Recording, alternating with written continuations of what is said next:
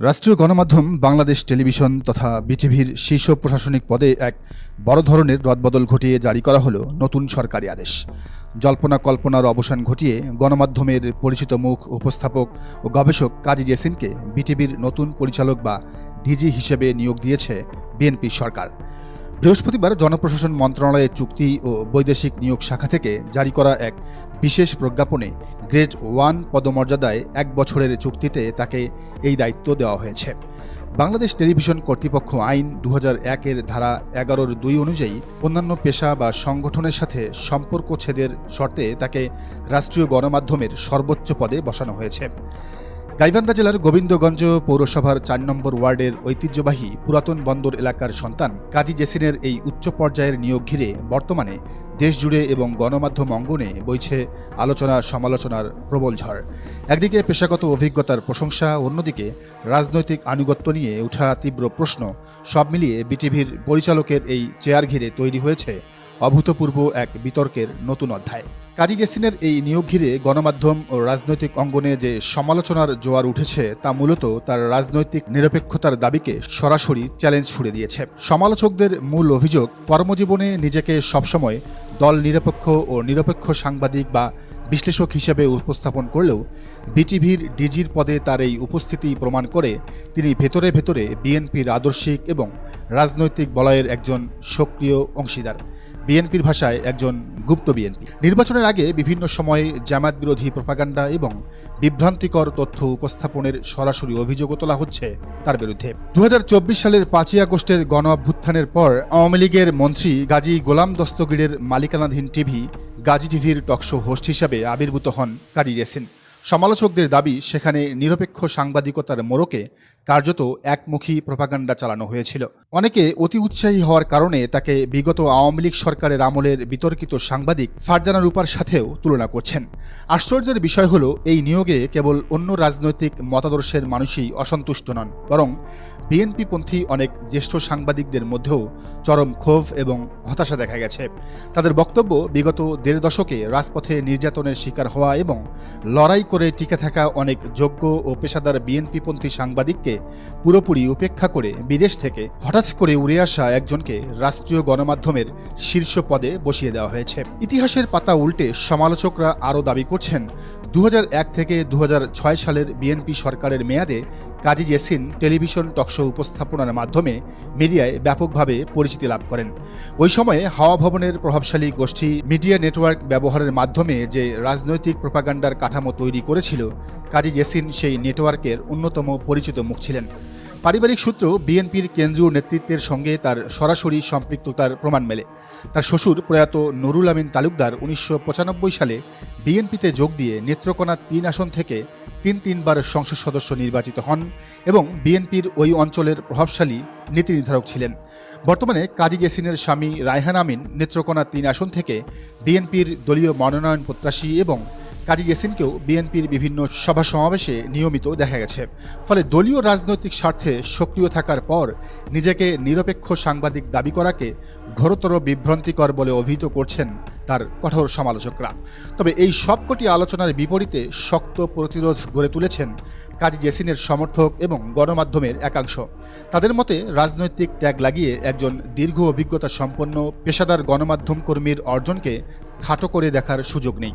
শিক্ষাগত যোগ্যতায় কাজী জেসিন অত্যন্ত সমৃদ্ধ ব্যাকগ্রাউন্ডের অধিকারী।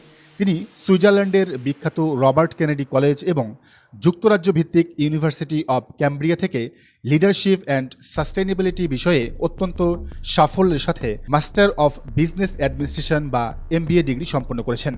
1997 সালের সাহিত্য ও লিটন ম্যাগাজিনে গবেষণাধর্মী প্রবন্ধ লেখার মাধ্যমে তার লেখালেখির ক্যারিয়ার শুরু হলেও গত 2 দশকেরও বেশি সময় ধরে তিনি দেশের মূলধারার সাংবাদিকতা, টেলিভিশন অনুষ্ঠান নির্মাণ এবং উপস্থাপনায় সফলভাবে কাজ করেছেন। 2003 থেকে 2005 সাল পর্যন্ত বেসরকারি টেলিভিশন এনটিভিতে সংবাদ ও সমসাময়িক বিষয়ভিত্তিক জনপ্রিয় অনুষ্ঠানের উপস্থাপক হিসেবে তার যাত্রা শুরু হয়। 2006 থেকে 2007 মেয়াদে তিনি রাজনৈতিক অনুষ্ঠান আক্তেল প্রোটিনের উপস্থাপক এবং গবেষক হিসেবে দায়িত্ব পালনের পাশাপাশি একটি গণমাধ্যম প্রতিষ্ঠানে যুগ্ম বার্তা সম্পাদক এবং নারী অধিকার ভিত্তিক জনপ্রিয় অনুষ্ঠান পদ্মরাগের পরিচালক ও চিত্রনাট্যকার হিসেবে কাজ করেন। পরবর্তীতে 2007 থেকে 2014 সাল পর্যন্ত দীর্ঘ 7 বছর স্বাধীন মিডিয়া প্রোডাকশন হাউস বায়োস্কোপের চিফ এক্সিকিউটিভ অফিসার অর্থাৎ সিইও এবং কারেন্ট অ্যাফেয়ার্স বিভাগের প্রধান হিসেবে দায়িত্ব পালন করেন। 2008 থেকে 2010 সালে 21 টেলিভিশনে 21 সংকেত এবং পয়েন্ট অফ অর্ডার অনুষ্ঠানে সফল উপস্থাপনা এবং নির্দেশনায় কাজ করার পর 2014 সালে যমুনা টেলিভিশনে দৈনিক রাজনৈতিক টকশোর মূল পরিকল্পনাকারী এবং প্রধান উপস্থাপক হিসেবে মিডিয়া পাড়ায় নিজের নাম খোদাই করেন তিনি এবং অনুসন্ধানী শো এক্সপ্লোসিভের মতো জনপ্রিয় কারেন্ট অ্যাফেয়ার্স প্রোগ্রামেরও মূল কাণ্ডারি এই কাজী জেসিন। জানা গেছে গণমাধ্যম খাতে নিজস্ব স্বাধীন দৃষ্টিভঙ্গি বাড়াতে কাজী জেসিন ইতিমধ্যে একটি নতুন বেসরকারি স্যাটেলাইট টিভি চ্যানেলের লাইসেন্সের জন্য আবেদন করেছেন।